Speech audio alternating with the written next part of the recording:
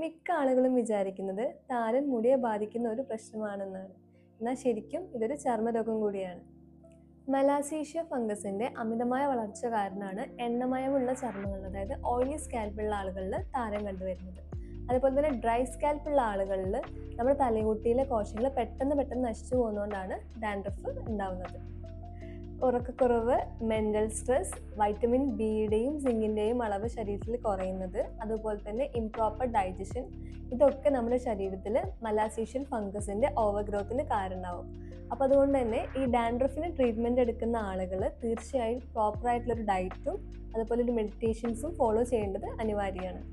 Dandruff ട്രീറ്റ്മെൻറ്റിനായിട്ട് anti dandruff shampoo use ചെയ്യുന്ന ആൾക്കാർ ആഴ്ചയിൽ 2 പ്രാവശ്യം മാത്രം ഇത് യൂസ് ചെയ്യാനായിട്ട് ശ്രമിക്കുക. കാരണം നമ്മൾ ഓവർ യൂസേജ് ചെയ്യുമ്പോൾ നമ്മുടെ മുടി പൊട്ടിപ്പോവാനും ഡ്രൈ ആവാനും ചാൻസ് ഉണ്ട്. അപ്പോൾ ഇതിനോടൊപ്പം തന്നെ നിർബന്ധമായിട്ടും ഒരു കണ്ടീഷണർ യൂസ് ചെയ്യുക. കീറ്റോകോണസോൾ, സാലിസിലിക് ആസിഡ്, സിങ്ക്, പൈറിത്തയോൺ എന്നീ കണ്ടൻസ് അടങ്ങിയിട്ടുള്ള ആൻറ്റി ഡാൻഡ്രഫ് ഷാമ്പു വേണം യൂസ് ചെയ്യാനായിട്ട്. അപ്പോൾ നിങ്ങൾക്ക് നല്ലൊരു ആൻറ്റി ഡാൻഡ്രഫ് ഷാമ്പൂവിൻ്റെ ലിങ്ക് ആവശ്യമുണ്ടെങ്കിൽ ഷാമ്പൂ എന്ന് കമൻറ്റ് ചെയ്യും.